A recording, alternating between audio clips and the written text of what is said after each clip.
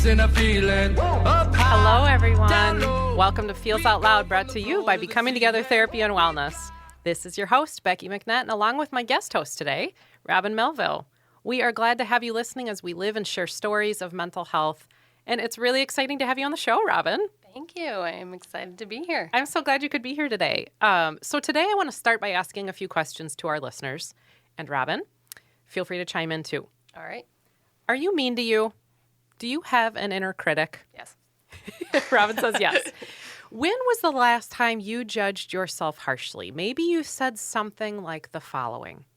Why are you wearing that? What kind of smile was that in the picture you just took? Seriously? What made you ask that question at the meeting? People hated it. You're never going to meet someone. Why do you ask for help like that? You're such a burden. Said anything like this? Yeah, just this morning. So Okay. What kinds of things do you all, as listeners, find yourself saying to you? According to a 2005 National Science Foundation article, the average person, get this, Robin, has 12,000 to 60,000 thoughts per day. Per day. About 95% of our thoughts are repetitive, and 75 to 80% are negative. Wow. 95% of our thoughts are repetitive, and 75 to 80% are negative. And I just repeated that. Well, now I'm like, we only have 5% of new thoughts every day. Oh, my goodness. My first thought on this is that our brains, me included, everybody, we are never stopping. No. We are never giving ourselves space to slow down. And we keep processing the same stuff. My second thought on this is, oh, wow, we are spinning in not so nice things to think about. 75 to 80% is negative. With this amount of negativity, even as I'm sitting here right now, I find myself wondering how much of this negative thought, 75 to 80%, is focused inward at us. Someone said to me recently, Becky, if I talked to other people like I talked to myself, I'd get punched in the face. And I totally agreed with this. I don't even like to acknowledge out loud what I say to me on a frequent basis. And me and this person had a great conversation about self-talk we have all day long, and how we don't even necessarily come to the conclusions that we'd like to about the stuff we think, which is so interesting. And we wondered together about the function of being so judgy with us, and I shared with them that self-critical folks tend to be people who hate failing. Me too, everybody. They tend to try to avoid rejection and feel guilt easily. Robin, do you fall into this category? No, I love failure. Yeah, right. Yes. I resonate with that for sure. And have you always noticed this about you? Oh, yeah. Very competitive. You can ask anyone that tries to play a game with me. Okay. So, yeah, I think it's not necessarily a nice place inside my head if I'm losing at something. Okay. And then you'll start to... So your inner critic says things about needing to win. Yes. Okay. Yeah. And or just be better in general at anything. Okay. And it's often such a private conversation with just us, like in our minds. And what do you make of that? I mean, it's... when you said you wouldn't want to say out loud all the things you say to yourself, I took a moment of like, oh, I've never considered that, but I definitely don't think I'd want someone else to hear it. Yeah. So like it being, private. Right. You can say anything. Maybe because we wonder what other people would think about what we talk about to ourselves. Yeah. Or even like, hear them say, wow, that's really harsh. Yes. Great discussion. Love this. Are you listening and wonder, why are we all so self-critical? Right now, we're going to take a short commercial break, but stay tuned for 5 reasons why we use self-criticism and 5 ways you can change your thinking. Thank you, everyone, for listening to Feels Out Loud. From nobody else. All you got to do now. Nothing to lose. In a world full of strangers, you don't know who to trust. All you see is danger, trying to find what you lost. can't go it alone. Welcome back to Everybody Feels Out Loud, brought to you by Becoming Together Therapy and Wellness. I am Becky McNattin, along with Robin Melville today. Let's dive right back into what's behind all this self-criticality. Did you know, Robin, that there is science behind our self-talk? Sure you did. I believe it. When we focus on judging ourselves, we activate parts of our brain associated with that fight-flight response. And when we engage in self-criticism, we actually are creating pathways in our brain. The more that we repeat critical statements, the stronger these pathways become. And you guessed it, the quicker we use them every time. Which is awesome the way our brains work, and also really sad. Yeah.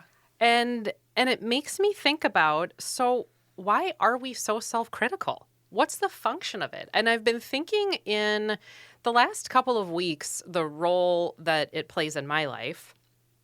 And so I developed 5 big reasons. There's probably more, but 5 big reasons that we use self-criticality. And I want to go through them. I'm going to call them the 5 Ps, Robin. All right.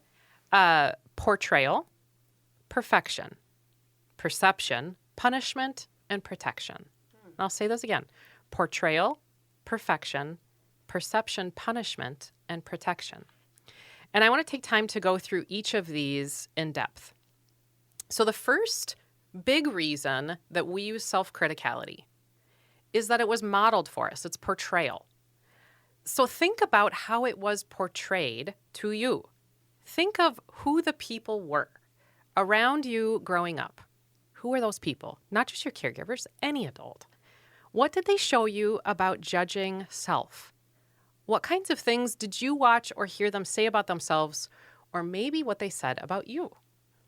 Maybe your caregiver said things to themselves like, oh my gosh, that was a stupid thing to do.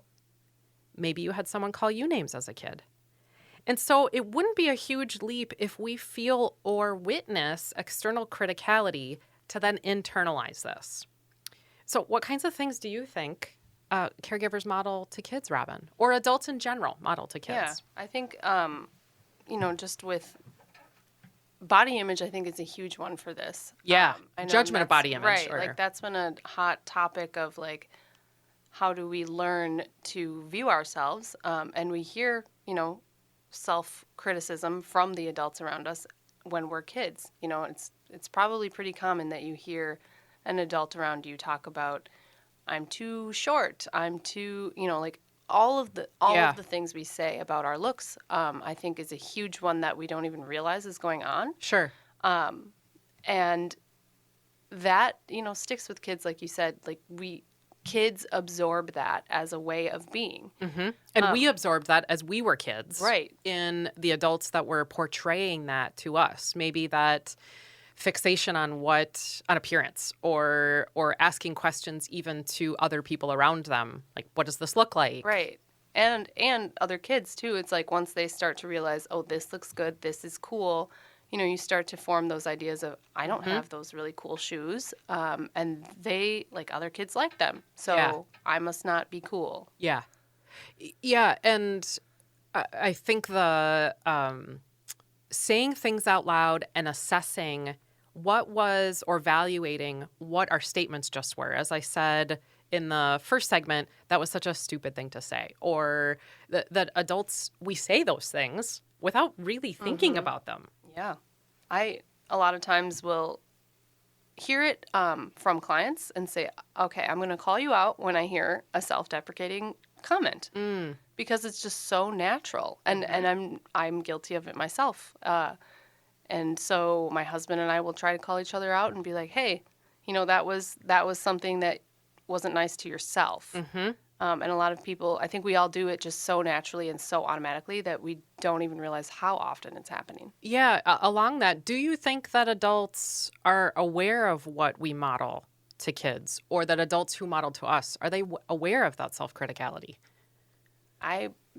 My experience and thoughts about it, I would say no. I mean, if it's automatic to us and we're not aware of it for ourselves, think of how easy it is to... You have a million things going on. You've got to get the kids food. You've got to help with homework. All of this stuff. It's going to be really challenging to also be aware of everything you're saying and doing about yourself. Of that critical dialogue. Right. So it's just kind of, it's going to happen, and it's hard to avoid. Yeah, well, one of the things that I was thinking about in terms of portrayal is how kids watch adults talking to other adults and how often adults are talking critically about other adults. Oh, yeah. And the bearing witness to either the talking about other adults or, and I want to ask you about both of these, or the avoidance of taking emotional and personal risks. And the internalization that kids have on criticality of not doing something. So either what's said out loud or what's not said out loud, and what are we not doing because we might be critical of ourselves. What would you say about either of those? Oh, yeah. The said out loud one, I'm thinking of when, mom and dad are talking about their day at work. Imagine all of the things they might be saying about frustrations with coworkers or difficulty in traffic. All the things that we adults generally talk about in the evening.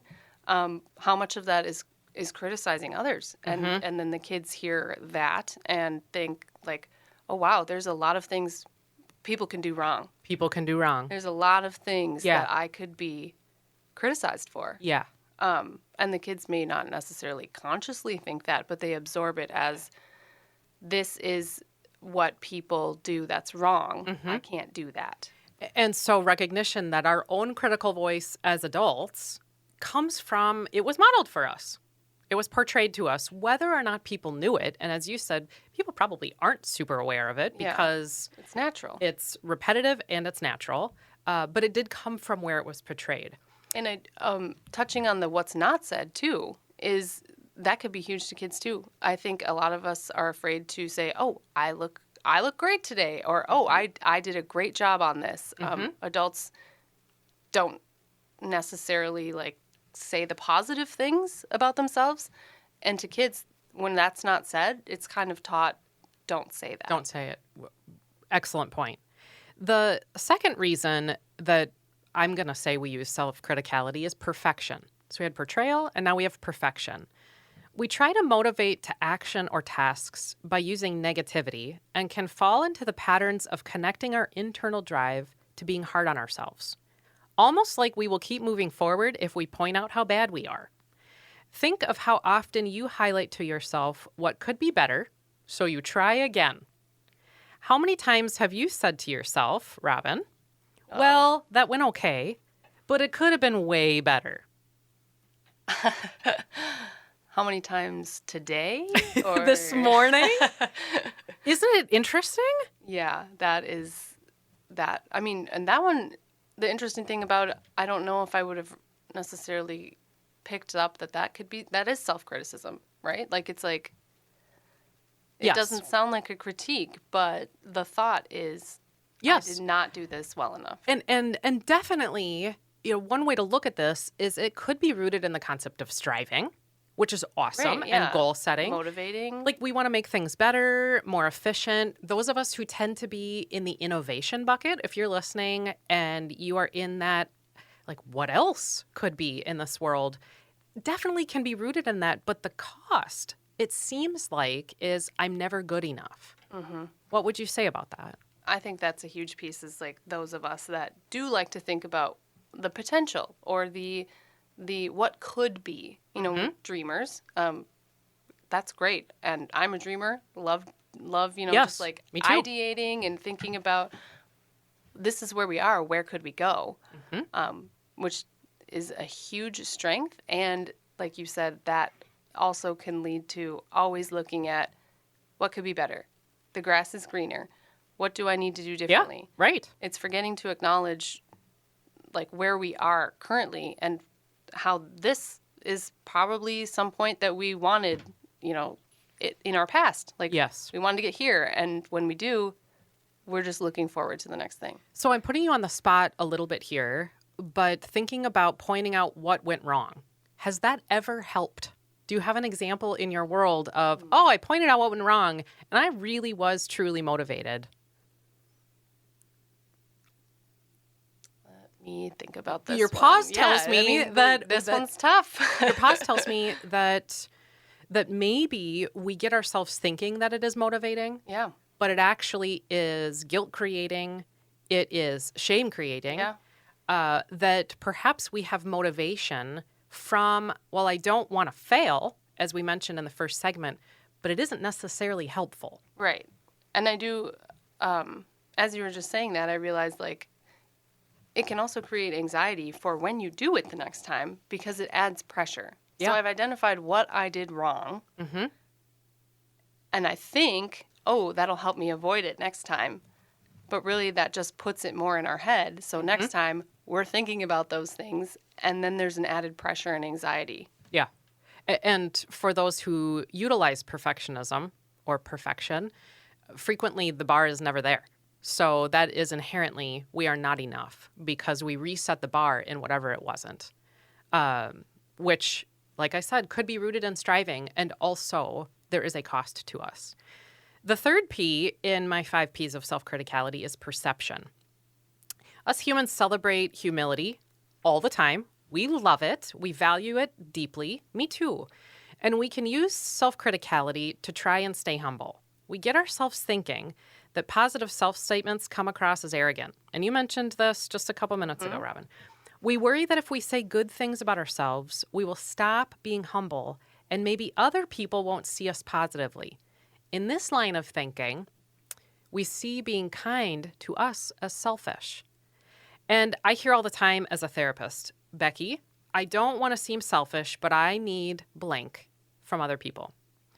And the worry there is that having a need will make us appear a certain way to others. Maybe we will come across as entitled, or maybe we're going to be not a team player, or we're self-involved. What do you think about that, Robin?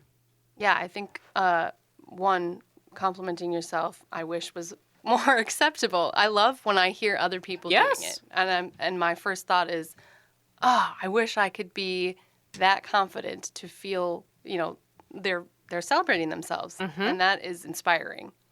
And I think, like you said, a lot of times we look at having needs as selfish. We do. And I talk about this a lot with clients too. It's like, oh, I didn't want to be selfish, so I sacrificed my own needs. And I've started to pose the question of what makes yours less important than theirs. If we don't, it's not putting ourselves ahead of anyone else, but on an equal plane, right? Like we're putting everyone above ourselves and thinking if we even just put us on the same level, that's selfish and right. Can cause a lot of harm to ourselves. Particularly if it's rooted in or stemming from how am I perceived by other people? What's going to be the perception of other people in me putting my need first or prioritizing it? It doesn't even have to be first. Yeah. And it can start with lovely intentions because that idea of humility, we want to stay grounded in our skills and talents. Of course we do. But it can cause us to never be satisfied or start looking to what others might think of us. And so we can also be critical with ourselves and try to adapt what we think others want us to be, maybe even getting hyperfixated on what do they think of me? What do they think of me? What do they think of me? What would you say? Yeah, I think that's a trap. That's a big trap that I think most of us fall into when we're teenagers, absolutely. And it's hard to climb out of that because a lot of life can revolve around, like job interviews. What do they think of me? Of course, that's important. Having a community, having connection with others. It does matter how you interact with them, but letting them define you is where the line is kind of crossed. Like you got to find that balance of, I want to make sure that, I'm interacting in a way that feels right for me and them, but I'm not losing myself in that. Like I get to show up here too. So what do they think of me and what do I think of myself? And you said not losing myself, maybe also not defining myself. Yeah. Or not giving up that power to define you. Yeah, that of course adaptation is amazing. It's a beautiful, we talked about that last week, in adapting to moments in what might be calling us in terms of job transition. So adaptation is fantastic. And if it's at the cost of us. Right. What you're bringing up. Yeah. Like where's that line of how much of this is flexibility and how much of this is sacrifice? Is sacrifice. Yeah. And how much of it is rooted in fear? Because that idea of perception may not be that we really believe that about ourselves, but we think other people want to see this, that in us. Yeah. That thinking through what people might think about us and overthinking about that leads to the fourth P in my list of self-criticality. That's punishment. We get ourselves believing that being self-critical can be accountability or learning for what we have done. Maybe mistakes we have made, almost like if we keep thinking about it, we can undo it, even if we know we can't. This is classic rumination that we all do. We keep thinking and thinking and thinking, trying to come up with how we can redo, maybe rationalize a moment. And I have to tell this story about, I have a very vivid memory of, this was a lot of years ago, everyone, when I was learning to drive. I completely cut off a driver in another car. I was in the car with my dad, he's in the passenger seat, and I was turning into a lane on the highway. I had a yield sign, and I literally did not pay any attention to the sign whatsoever. I very likely terrified my dad, who isn't right next to me. And I went on my merry way, just merging in, total lack of attention to the person in the lane who definitely did have the right of way. They laid on the horn, as they absolutely should have. They for sure should have. And my dad told me to brake quite loudly. And the person flicked me off, and I could tell was swearing at me. It was a big mistake, and honestly, I was lucky. We were both moving slow, but I didn't hit the car. I probably was just lucky that they were quick and amazingly thinking in their driving skills. But all was fine, and the moment passed. Although, I immediately went to a shame place that I didn't even realize. I kept thinking and thinking about that moment, and I don't really even know why I was doing it, but it's as if I was looking for a way to make my mistake okay, and just kept needing to replay it to tell myself how bad I was. Nobody around me judged me. After that initial moment of the other driver being upset, nobody said anything. But as you can see, even right now, I remember it to this day, and this was like decades ago. And I do this all the time. You mentioned in teenagedom, we kind of, from that perception space, or I gave an example of why did you say that question at the staff meeting or the meeting, that we think about the moments that have already occurred. And I was just talking with someone a few days ago about the function of thinking through moments we can't change. Why do we do that? My hypothesis is we're seeking to punish ourselves and think about it until we can rationalize it. We're trying to teach ourselves something when really we're just reliving moments that made us feel bad. Yeah. What would you say? Well, one, we're perpetuating that bad feeling that we had initially. Yes, we are.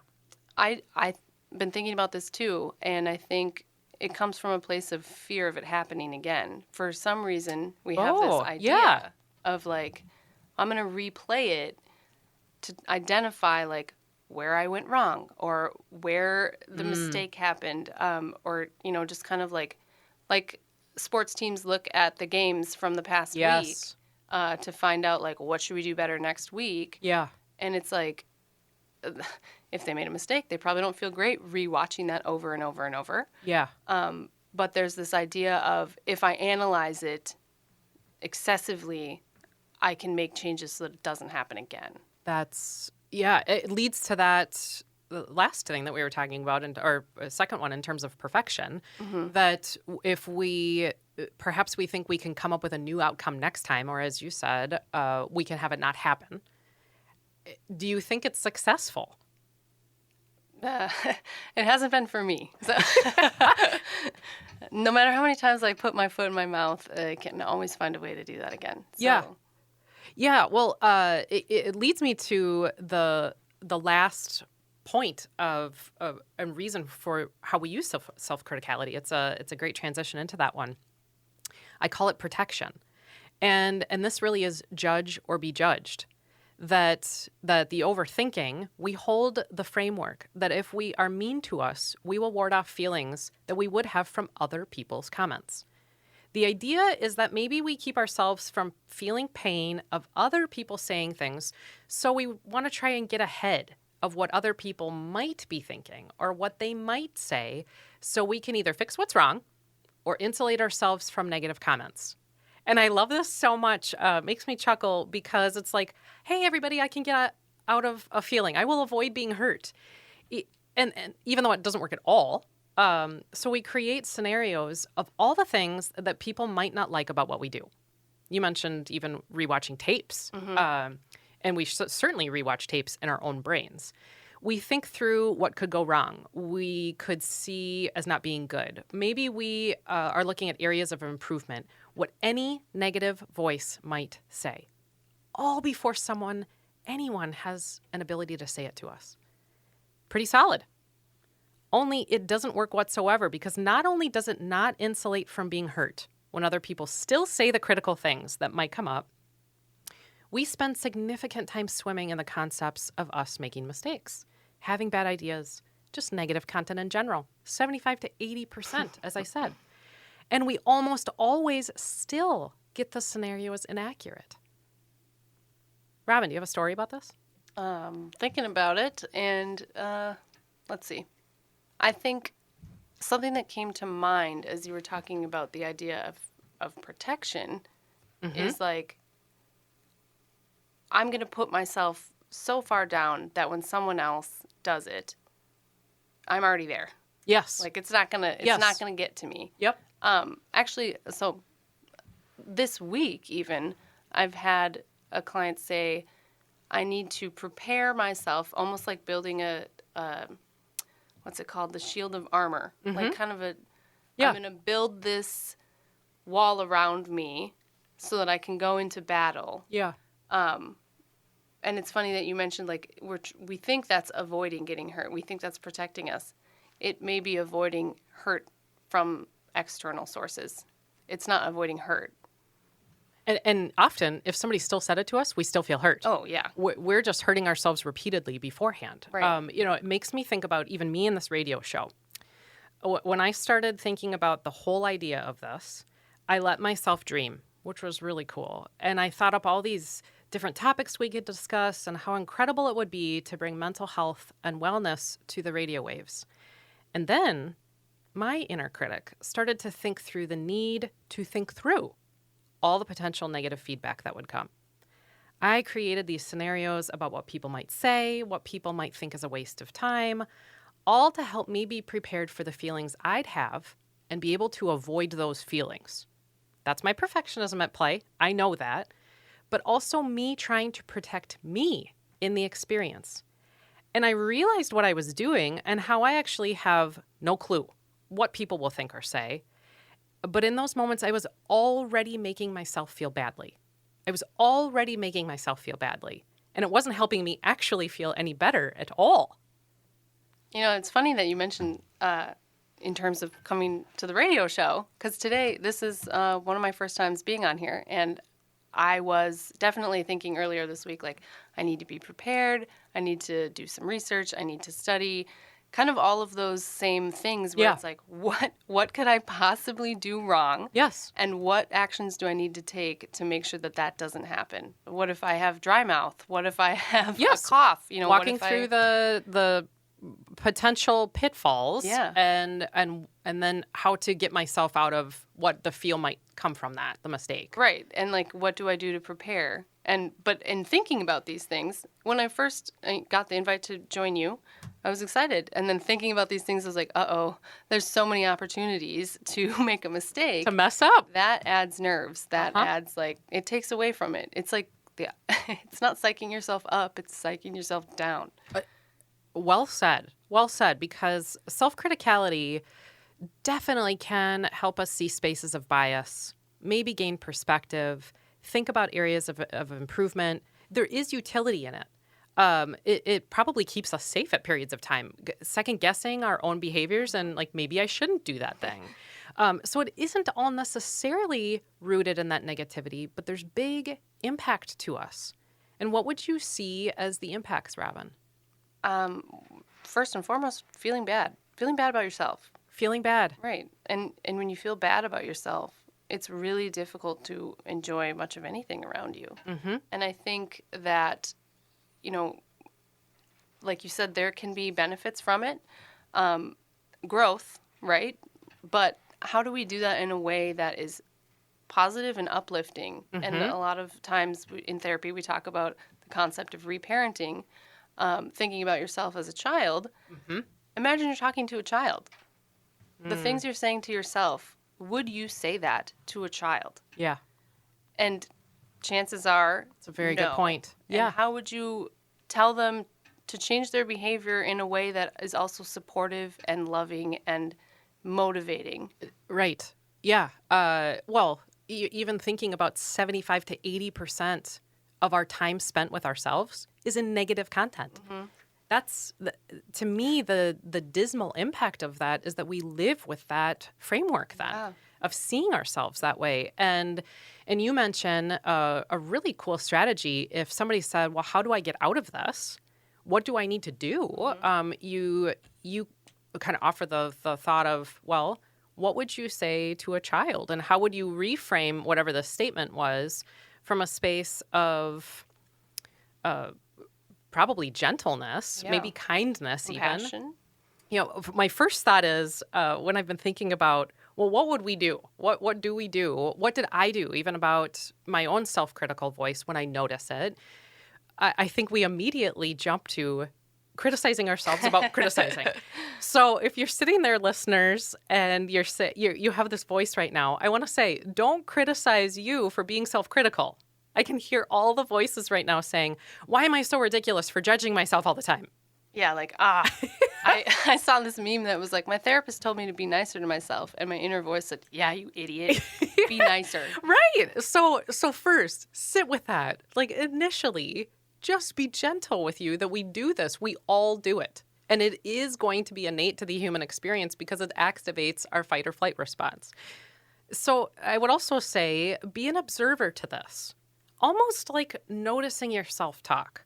And when you notice it, start to separate those thoughts from you as a person, from you being defined as a person.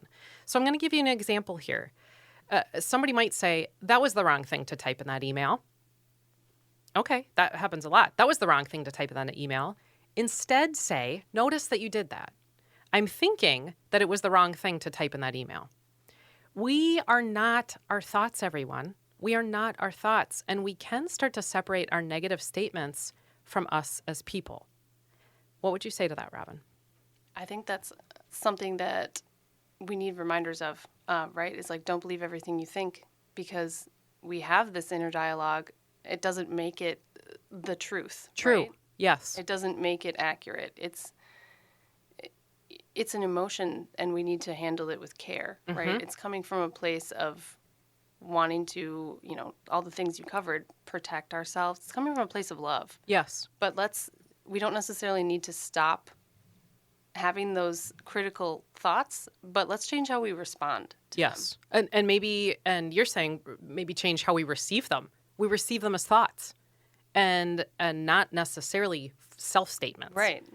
And that would get to another idea I had about recognizing what we can do to respond to self-criticality. I want everybody to think about the role of would and should in your life. Think about those two words. How often do you say those words? And are they being said like, I should have blank, or I could be blank? These are inherently judgment words that work well for assessment. They work great for brainstorming, like we could fill in the blank. But think how often they limit you from honoring the current moment you're in. What would you say, Robin? I think one of my favorite sayings I've ever heard is stop shoulding yourself. Yes. Because it's so common. Yes. You hear it. I hear it all the time, every day. I should be doing the laundry. I should go, like there are infinite shoulds. Yep.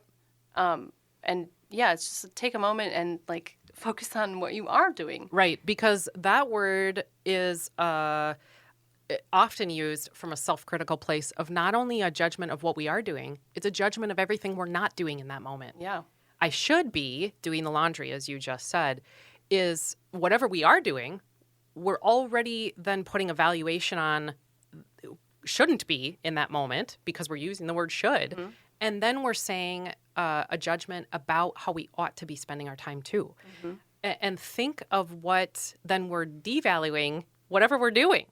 Yeah, and we're not in that moment. So it's like, we're always looking forward or looking to the next thing. Mm-hmm. Even if you're, okay, and then you go do the laundry. As you're doing the laundry, I should make dinner. Yes. All the moments that we aren't in. That leads me to that fourth thing of what we can do when we are noticing and when we're experiencing the self-criticality. Assess your feels. Really assess them, everybody. Words are words. They bring meaning. And know that they bring meaning. We attach meaning to them. Sometimes the self-criticality both covers emotion and can lead to it. So what feelings are present for you under the self-criticality? I mentioned a story about, is it shame? It was for me in the driving. Is it fear? And let those emotions have space. Sometimes if we are using self-criticality to protect, we have a feel about something. Do you have a thought about that, Robin? Yeah, this makes me think even more just about talking to a child, right? It's like if they come to you with fear or shame, or they spilled milk on the floor and they say, I should have picked my milk up, and they're crying. Mm-hmm. How do you help them feel okay about that and let them know that it is okay? Mm-hmm.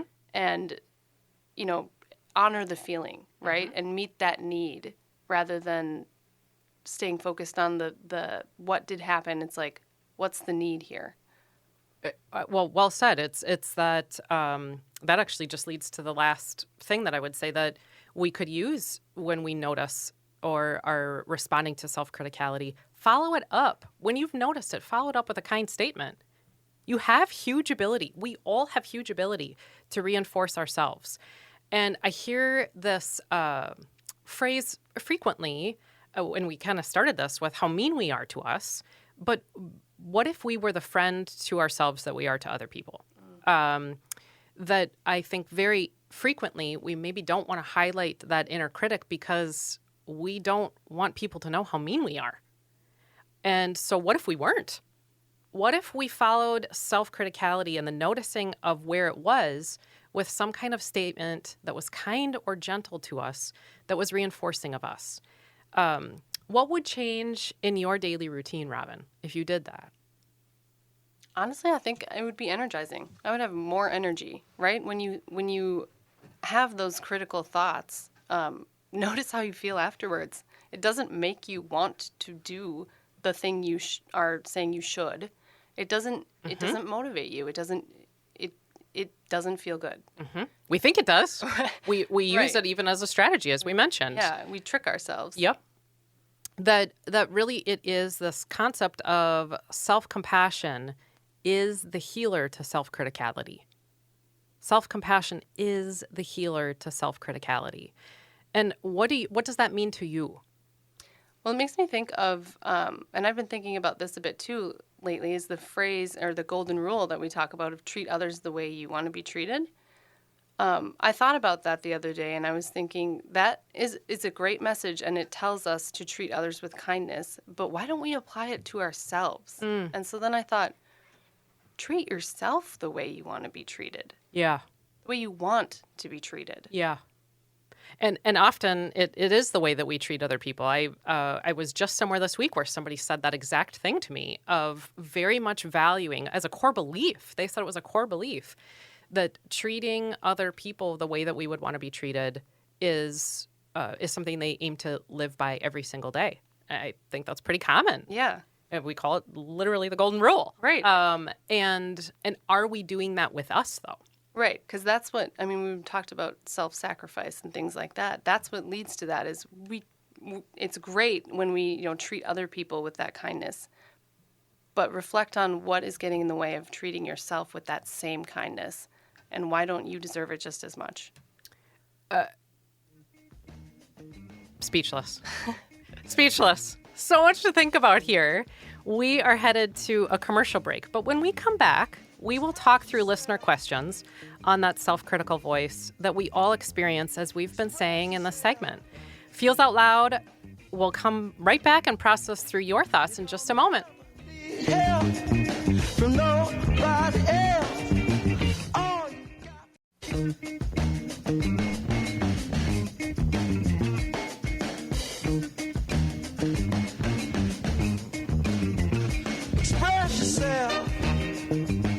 We are back again with Feels Out Loud, and this part of the show is where we talk through listener questions from you all.